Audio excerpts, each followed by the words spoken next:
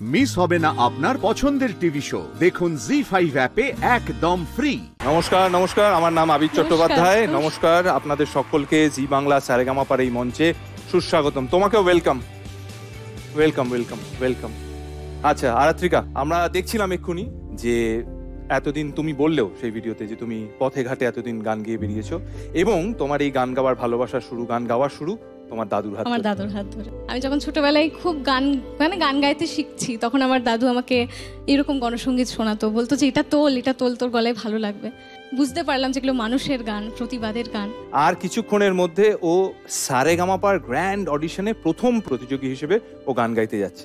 ঠিক এই মুহূর্তে দাঁড়িয়ে আপনি কি বলতে চান নাতনিকে? আমার একটা অসাধারণ ফিলিংস হচ্ছে, সাংঘাতিক ফিলিংস, যেটা আর কি ভাষায় এই মুহূর্তে এক্সপ্রেস করতে পারবো না আমি।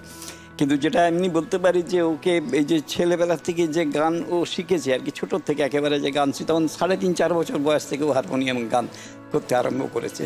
দিয়ে আমি ওকে ইন্সপিরেশন জন্য গান গাইতে হবে।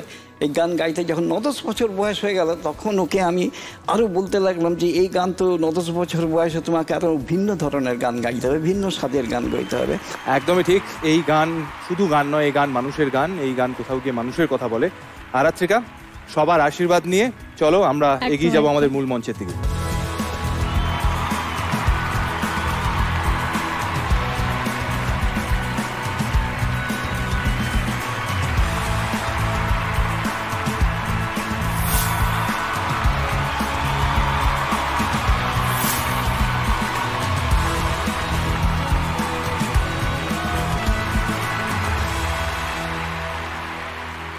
Aratrika, welcome to Zee Bangla Saregamapa.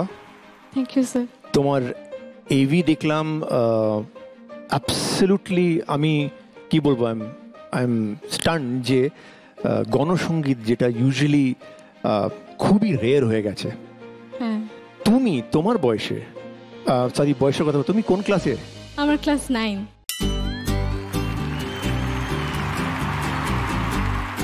তোমার এত কম বয়সে এই যে তোমার এক্সপোজার, অফকোর্স দাদু দিয়েছেন, তোমার কখনো ইচ্ছে করতো না যে আমি কি রকমের গান করছি, এটা কি ব্যাপার, এসব তোমার এই ডাউট ছিল না কখনো?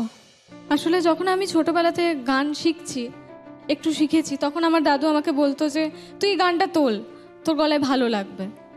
এবার তখন আমি গানগুলো তুলতাম, শুনতাম, আমার ভালো লাগতো না, এত গম্ভীর গান কেন গাইবো আমি, ন্যাচারালি। এবার আস্তে আস্তে যখন আরেকটু বড় হলাম, তখন গানের কথার যে মানে সেটা বুঝতে শিখলাম, বুঝলাম যে এগুলো মানুষের গান, প্রতিবাদের গান। তখন কোনো একটা জায়গায় যে পর আমার মনে হয়েছিল যে না, এগুলো আমি গাইবো, এগুলো আমার গাইতে ভালো লাগবে। এবং তারপরে দাদু বিভিন্ন মিছিলে, মিটিংয়ে আমাকে নিয়ে যেত, আমি গান গাইতাম।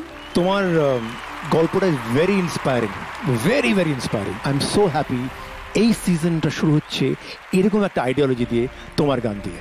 Thank you sir, all the best. Aratrika, এইটুকু বলতে পারি যে কিছু গান নিজের জন্য হয়, কিছু গান সবার জন্য হয়। তুমি সবার জন্য গান গাইছো। Thank you. জি5 ডাউনলোড করুন আর সব এপিসোড দেখুন একদম ফ্রি।